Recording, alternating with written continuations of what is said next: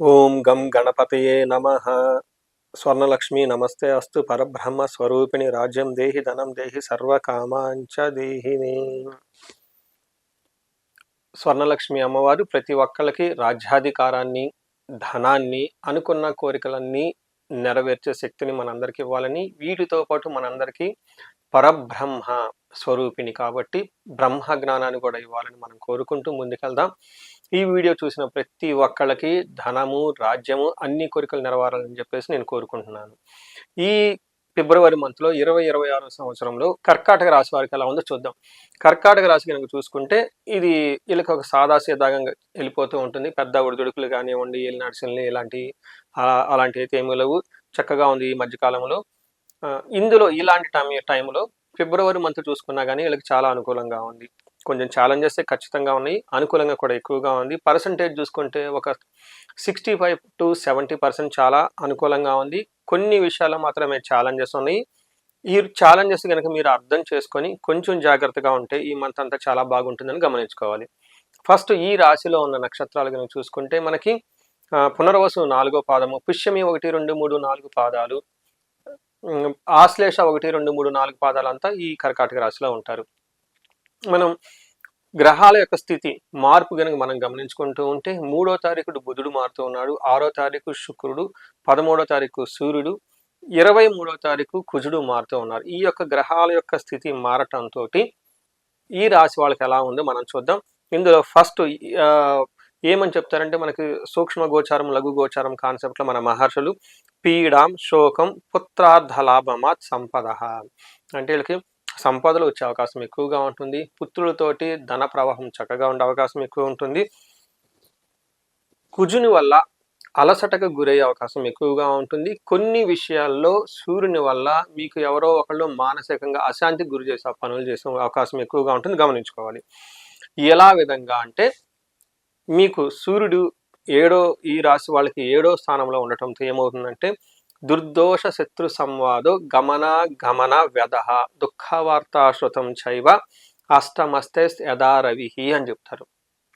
అంటే సంస్కృతంలో మహర్షులు ఏం చెప్తారంటే దుర్దోష అంటే మీకు చక్కగా వెళ్ళిపోతున్న ఒక మార్గంలోంచి బయటకు ఇలా క్రాస్ లాగా చేసేసుకునేటో వెళ్ళిపోయి చేసేసుకుందాం నాకు ఆలోచన వస్తుంటుంది. ఉపయోగం లేని ఆలోచనలు ఎక్కువ వస్తుంది. మీ మైండ్ డైవర్ట్ అయ్యే అవకాశం ఎక్కువగా ఉంటుంది. చెడు సమాసాలు పెట్టే అవకాశం ఎక్కువ ఉంటుంది. అంతేకాకుండా ఎక్కువగా అటు ఇటు తిరుగుతూ ఉంటే అంటే గమన వ్యధ, ఏదైనా దూర ప్రయాణాలు చేసినా అనవసరంగా తిరిగినట్లు ఉంటుంది కానీ ఉపయోగయుతం ఏముండదు. దుఃఖవార్తాశ్రుతం చైవ అంటే మిమ్మల్ని దుఃఖానికి కారణమైన వార్తలు వినే అవకాశం ఎక్కువగా ఉంటుంది, గమనించుకోవాలి. సూర్యుడి వల్ల ఇది జరుగుతుంది. అలానే కుజుని వల్ల మిక్స్డ్ రిజల్ట్ వస్తుంది. ఒకటి ధన ప్రవాహం బాగుంటుంది, ఏ పని చేసినా ప్రాఫిట్ అయితే ఉంటుంది. కానీ కొన్ని విషయాల్లో జాగ్రత్తగా ఉండటం ఎంతైనా అవసరం. అన్న వస్త్రాది రాహిత్యం సదా క్లేశ జీవనం బంధుభిహి అంటారు. అంటే సరైన అన్నాన్ని తినడానికి కూడా టైం లేకుండా చాలా మానసికంగా బాధలు పడుతూ ఏదో ఒక తినకూడని చెడు వార్త విని తద్వారా దుఃఖానికి గురే అవకాశం ఎక్కువ ఉంటుంది. కాబట్టి జాగ్రత్తగా ఉండాలి. ఏదైనా కనుక చూసుకుంటే మీరు ఒక చెడు వార్త అయిన అవకాశం ఎక్కువగా ఉంటుంది ఈ 2 గ్రహాల వలన తెలుసుకోవాలి. ముఖ్యంగా వీళ్ళకి బుధుడు 8వ స్థానంలో ఉండి అన్ని విషయాలు అనుకూలంగా తీసుకొస్తున్నారు. పర్టికులర్గా స్క్రిప్ట్ రాయటం కానివ్వండి, తర్వాత కమ్యూనికేషన్, సాఫ్ట్వేర్, ఇలా అందరికీ కలిసి వచ్చే అవకాశం చాలా చక్కగా ఉంటుంది. శుక్రుడు అగైన్ వీళ్ళకి చాలా మంచి చేస్తూ ఉన్నారు. శుక్రుడు కనుక గమనించుకుంటే 8th హౌస్లో ఉండటంతో మనకి మహర్షులు సంస్కృతంలో ఏం చెప్తారంటే దుఃఖనాశో మహాసౌఖ్యం బంధుమిత్ర సమాగమ రాజదర్శనం మాప్తి అర్ధసిద్ధిం అష్టమస్తేద్ భృగునందనే అని మనకు సంస్కృతంలో చెప్తారు. దాని మీనింగ్ ఏంటంటే దుఃఖనాశ, ఏదైనా విషయంలో మీరు కనుక దుఃఖం పడుతూ ఉంటే, బాధపడుతూ ఉంటే శుక్రుడు మిమ్మల్ని కాపాడి ఆ దుఃఖాన్ని నుంచి బయటపడేస్తూ ఉంటాడు.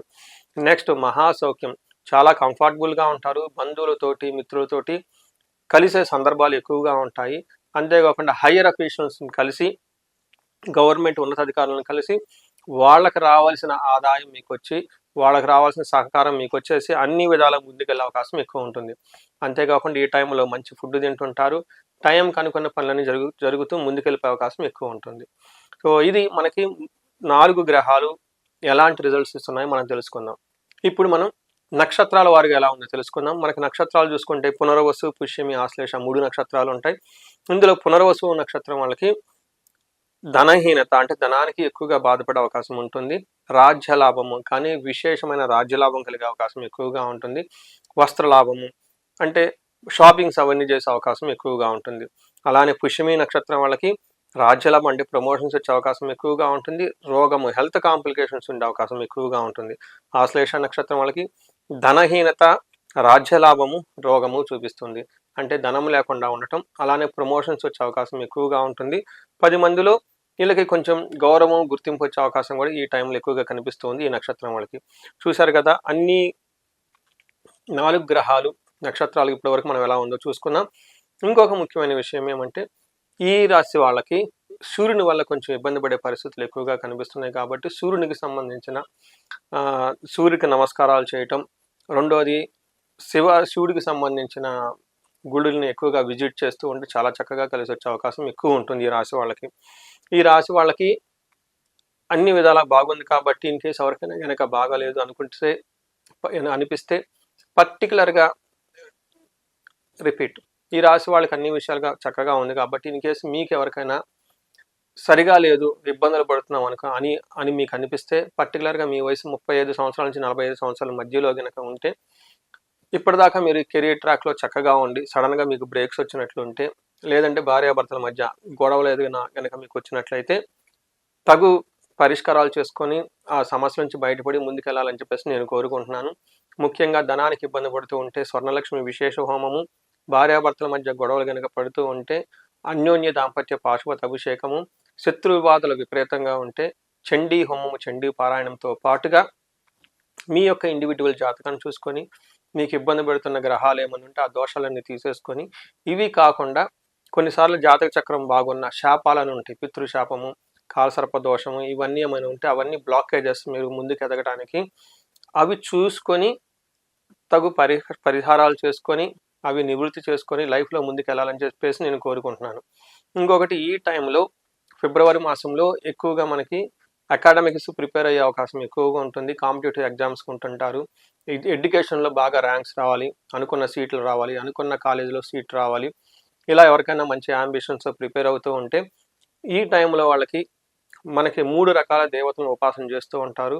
ఒకటి హయగ్రీవ దేవుడు, నీలా సరస్వతి, దక్షిణామూర్తి, మేధా దక్షిణామూర్తి, ఇలా 3 రకాల దేవతలను ఉపాసన చేస్తూ ఉంటారు. మీ యొక్క జాతకం, ఇండివిజువల్ జాతకం చూపించుకొని మీ లగ్నానికి ఏ దేవుడిని గనక ఉపాసన చేస్తే, ఏ దేవుడిని గనక ధ్యానించుకుంటే, ఏ దేవుడిని గనక పూజిస్తే మీకు విశేషమైన లాభం ఉంటుందో తెలుసుకొని ఆ విధంగా మీరు పూజలు అవన్నీ చేసుకోవాలని చెప్పేసి కోరుకుంటున్నాను.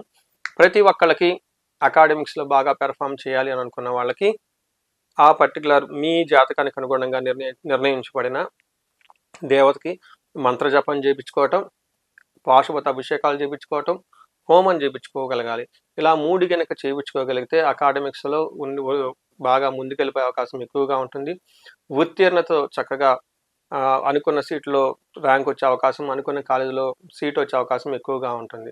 సో ఈ ప్రకారంగా మీకున్న ఎలాంటి ఛాలెంజెస్ అయినా కనుక మీరు ఫీల్ అయ్యి ఉంటే ఒకసారి కన్సల్ట్ అయ్యి కన్సల్టేషన్ తర్వాత రెమెడీస్ చేసుకుంటే అందులోంచి బయటపడిపోయే అవకాశం ఎక్కువగా ఉంటుంది. స్టూడెంట్స్ ఎవరైనా ఆస్పిరేషన్స్ ఉంటే మీ యొక్క అభిష్టానికి అనుగుణంగా చక్కగా రాగలిగే అవకాశం ఎక్కువగా ఉంటుంది. ఈ రాశి వాళ్ళకి అష్టైశ్వర్యాలు కలగాలని, భోగభాగ్యాలు కలగాలని చెప్పేసి నేను మనస్ఫూర్తిగా కోరుకుంటున్నాను. నమస్తే.